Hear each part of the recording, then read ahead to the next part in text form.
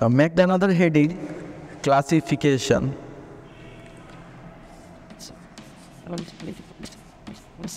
So first we are going to see the Salmonella itself, their own classification, and then we will see the type of Salmonella, Salmonella bacterium type classification.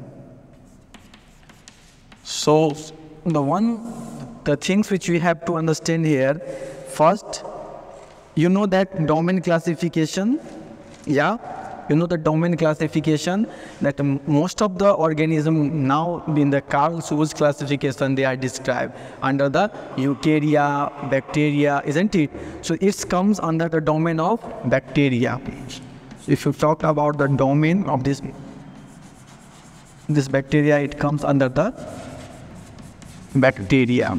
Now, if you talk about their family, which family it belong? Yeah, we written, no? Yes. Yeah, Enterobacteriaceae family. So the family of the Salmonella bacterium is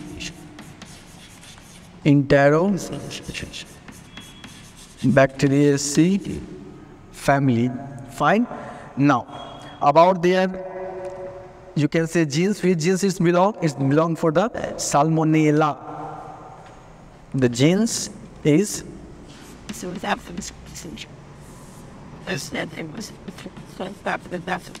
is Salmonella. Salmonella, fine. And the another thing is like the class as well as the phylum. So we talked about the class. They belong to the Gamma Proteobacterium class. Which class? Gamma Proteobacterium class. So it is their class. Fine. So it is the classification of Salmonella bacterium. Now, it is the classification, the scientific classification of Salmonella bacterium. For our study's sake, we are defining, when we talked about their pathogenicity, okay, we are basically dividing the Salmonella serotype. What we are discussing? We are discussing the Salmonella serotype.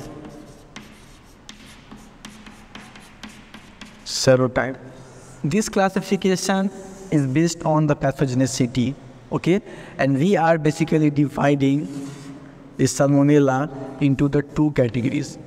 Okay, on the two categories. The one is called as the typhoidal and another class is called as the non-typhoidal. Write it down. The one is called as the typhoidal.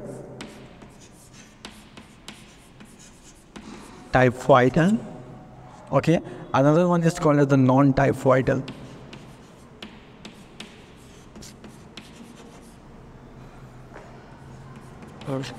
Non-typhoidal. Now, in the typhoidal, the two bacteriums, write down the name. One is Salmonella typhi and another one is Salmonella paratyphi A. One is Salmonella typhi and another one is the Salmonella paratyphi A. Okay, these two bacteria, they are the typhoidal bacterium. They are the typhoidal Salmonella species. You know that Salmonella typhi causes the typhoid, okay, also called as enteric fever. Okay, and number one is the Salmonella paratyphi. It causes basically the salmonellosis, and also called as the gastroenteritis, also called as the gastroenteritis. So it is about the classification of Salmonella bacterium. Generally, 6 subspecies of Salmonella are described in the literature. But for our study, for our sake of study, we have to discuss, we have to divide this Salmonella serotype into the typhoidal and non-typhoidal, okay? And these two categories are important. One is Salmonella typhi, another one is Salmonella paratyphi A. Fine? No problem? Now, once we over with the classification, okay, now we also have the bit idea about their culture, their detection, isn't it? And so now we have to look the pathogenicity, how they are coming inside the human body and how they are causing the different signs and symptoms. Now, make the heading pathogenicity of Salmonella bacterium. Yeah, it's a pathogenicity.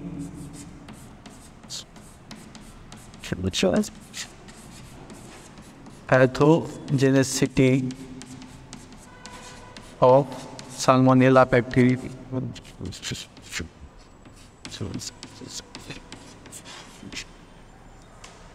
So,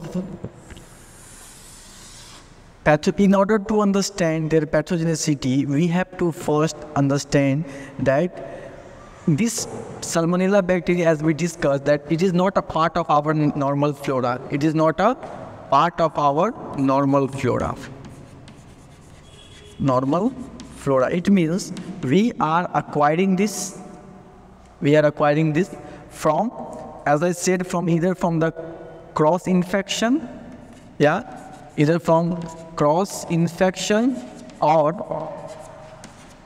by eating the dirty foods, by eating the contaminated foods, we can also acquire this. So, contaminated ingestion of foods. Ingestion of food. Now, suppose you are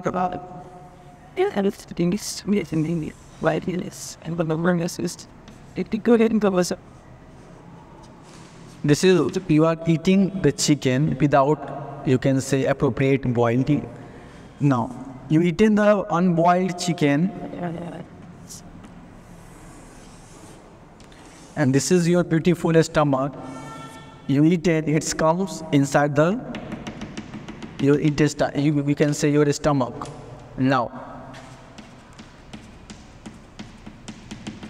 so this bacterium comes inside the stomach, but you know, our body, it also have the protective mechanism. It is not like welcoming the harmful things, okay? So what protection it have? It have the first and foremost important thing is the what? Very good. It have the hydrochloric acid. Hydrochloric acid, HCl. Hydrochloric acid. Apart from that, our stomach, it's have their own bacteria, their own, you can say, microorganism. And this is called as the normal flora or natural flora or microbiome of stomach. Fine? So, this is the one. Another thing, you know, that whenever it comes, there is many secretions, like there is some of, you know, the stomach also have the antimicrobial peptide. So, stomach surface molecules, it have their own histology, all the 4 layers, okay, outer from serosa to the mucosa. So mucosal layer, it secretes some of the antimicrobial peptide. Antimicrobial peptides. Okay, this Salmonella bacterium, which is comes by eating the unboiled chicken. Chicken is the carrier, remember. Chicken is the one of the, you can say, very known carrier of this Salmonella bacterium. Fine. So one is the antimicrobial peptide, one is the HCl, okay. Another is the normal flora of the stomach, or GIT, you can say, normal flora. Apart from that, it faces also the bile. Now, by all this Salmonella is getting too stressed. That why I'm just coming in the new place, and I am facing so much. I can say that so much stresses from the hydrochloric acid, from the antibacterial peptide, from the normal flora, as well as from the bile. Now, it means I have to do certain things. I have to do certain things. So, by acquiring the stress or by getting the stress by all these things. Now you may thinking how they are getting the stress, how someone is getting the stress from these things. Remember, my friends, HCl is one of the potent or powerful, you can say, acid. Fine. Another one is antimicrobial peptide. These peptides are basically a protein chains, okay? The amino acid chain basically which inhibit or limit the microbial growth, okay? Now, another is the normal flora. The normal flora generally fight with this salmonella, compete with this salmonella for their common food, their resource, okay? And bile, you know that bile have also the antimicrobial action. Bile also have the antimicrobial action. Clear? No problem? Now, these you can say bile, or these all things, they put it the stress. They put it the stress over the bacteria. Now, by getting this stress, bacteria become angry, Salmonella become angry. Now he stimulate their, you can say, antigens, which are you can say the virulence, which have the virulency. Virulence refers, yeah, write down the word virulence. And this virulence refers by ability of microorganisms to cause the disease. Okay, so by getting this stress, Salmonella secretes some of the virulence factors. Now, these factors, they are very, very dangerous. They are very, very dangerous. These virulence factors are basically those antigens, okay, those antigens which are heat stable antigen, which are the heat stable antigens. Now, by secreting this virulence factor, bacteria first approach the membrane, okay. Next thing is, the next phenomena which is done by the Salmonella bacterium. It will adhere. Once they get the access, when they become, well, you can say, secrete the virulence factor. Now it's become the pathogenic. Till here, they are the unknown pathogenic. But once they are getting the stress from our natural stomach environment, or natural stomach, you can say normal intestinal environment, it gets stimulate their factor, which is called as the virulence factor. And their virulence factor first approach this membrane, the first, you can say, interact with this membrane, then they are gonna adhere on the membrane, and by the adherence, this will, you can say, invade the mucosal layer. It invade the mucosal layer of the stomach. Fine? And thereby it start replication. It start there increasing their number. Now, if you put the antibiotics, okay, most of the Salmonella bacterium, they are not, you can say, they're not most causative agent in the healthy humans. Fine. So, in uncompromised patient, write it down, in uncompromised patient, in humans, uncompromised, how can be the patient?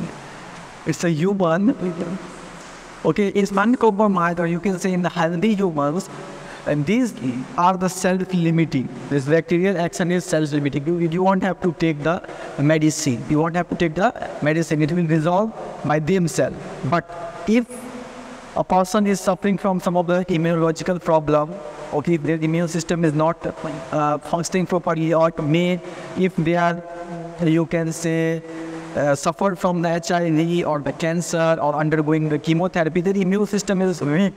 It means their body is susceptible to this bacterium, and they have to take the antibiotics.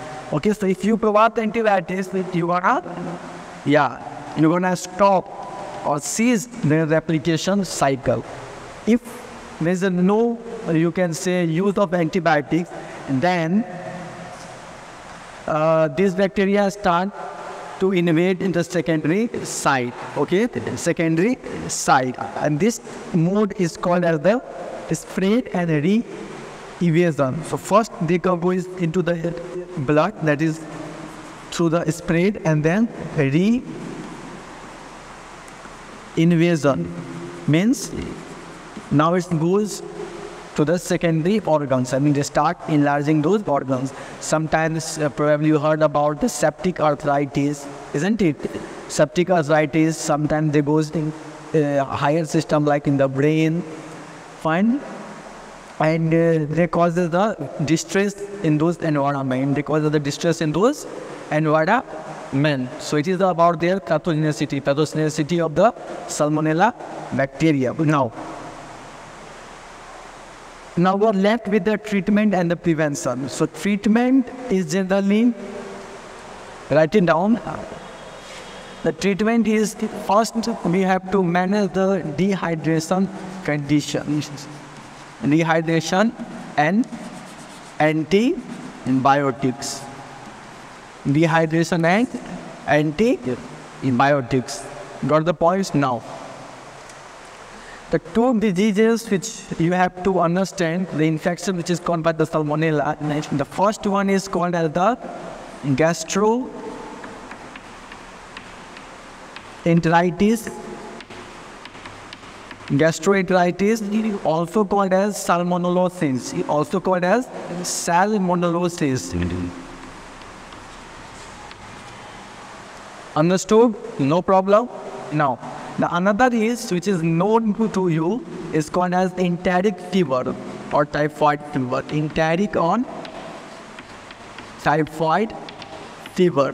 Now, the causative agent in the both of the cases are different. You know that typhoid or enteric fever, it is caused, it is caused by the Salmonella typhi. It is caused by the Salmonella typhi. Very good. And the gastroenteritis, it is basically caused, okay, it is basically caused by the Salmonella paratype A, okay, paratype A. And if we talked about the clinical symptomatology, remember the clinical symptomatology is starting from the vomiting, okay, the patient have something from the abdominal cramps, they have the diarrhea, or they have either the bloody diarrhea or non-bloody diarrhea in both the cases, okay. And in the case of specifically, we talked about the case of the typhoid. Then in the case of the typhoid, a patient is suffered from the fever, okay, patient is suffered from the fever. So antipyretic medication is very much you can say useful in order to manage the typhoid fever, okay. Apart from that, person will have this you can say stiffness in the neck, as well as you can say generalized body pain, especially pain in the back, okay, especially in the back, also called as they are also called as the spondylolysis. No problem. And if you not manage, the long-term you can say complication may be the endocarditis. Got the point? No problem. And about their you can say detection, how they are detected. They are detected through the various means, but the two techniques you just remember, they are not destroyed by the freezing, okay. And by applying the UV light, or you can say the heat, this bacteria will destroy, okay. And 55 degrees Celsius and more than 55 degrees Celsius heating at 90 minutes is sufficient to kill this bacteria. Now the test which is used is the triple sugar iron test, okay. Write it down about the detection, the triple sugar antigen test, okay, and one is called as the PCR. This one is special PCR, and the name of this special PCR is called as the real-time polymerase chain reaction, qPCR. Which PCR? Yeah, it's a qPCR. Remember, these are not destroyed by the Yeah, they are not easily destroyed by the, you can say, freezing. Got the point? No problem. So it is about the Salmonella bacterium. Okay. So concluding today's class, what we studied is then we started a new chapter. Okay, the disease of gastrointestinal affected by the gram-negative rods. And in first we discussed about the Salmonella bacterium. We deal with the introduction part. And we said that they are the gram-negative bacteria, okay, which have the two pathogenic, basically serotype, which we discussed. The one is called as Salmonella typhi, another one is called as the Salmonella typhi A. Then we discussed about their morphology and their general morphology. Fine. We also seen their colonical morphology, and apart from that, we seen their antigenic morphology. Then we discussed about their classification, in which family they are belonging. They are basically belonging for the Enterobacteriaceae family. Then we also seen the classification based on the pathogenicity, that they are classified on the typhoidal and non-typhoidal category. And in the typhoidal category, the Salmonella typhi as well as the Salmonella paratyphi bacterium is coming. The complication, the infection which is caused by the Salmonella, one is called gastroenteritis, also called as the salmonellosis. Another one is called as the enteric or typhoid fever. Okay, then we've seen the symptomatology. Then we've seen about the pathogenicity. The pathogenicity is basically induced by host, you can say, immune system itself. Okay, it is induced by the host immune system itself. So all these things like the antimicrobial peptide, the normal flora of our stomach, intestine, as well as the bile secretion, acetyl secretion, it is stressed over the bacterium, and bacterium in turn secrete, by being angry, they secrete some of the virulence factor, and these virulence factor, they first approach, then they adhere on the membrane, then they invade the mucous membrane, then they will start replication, and then they spread. And if you not manage it, then it will spread through the blood. That is called as the reinvasion. Okay, and it can cause the multiple diseases. The one of the notable diseases called as the septic arthritis. Now, then we talked about their culture. Their culture is basically done on the, basically their culture is done on the agar, McConaughey agar plate. And we can also employ the simple agar media, but they appear colorless. That's one of their characteristics. And then one is called as the xylose agar, or xylose media. Okay. And then we see the detection. You can detect by taking the various samples, starting from the stool, blood, okay, CSF. Even you can understood it by the, you can say, bone marrow biopsy. Through the urine, through the bile. These are some of the specimens to detect, and performing by which example, the one is called as the triple sugar antigen test, and one is called as the QCPR. Okay, QPCR. Got the points? No problem. And about the treatment and prevention, generally we use the symptomatological management. And remember, these bacteria are only functional, or only, you can say, virulence in the compromised patient, but in the uncompromised patient, this is a self-limiting. Okay, so in the management of the compromised patient, we have to go with the symptoms. Okay, antibiotic medication are very useful. Okay, and basically we have to maintain the you can say, managing the dehydration. Fine. So by this, today's lecture is finished. So thank you for having me. Bye. Have a nice day.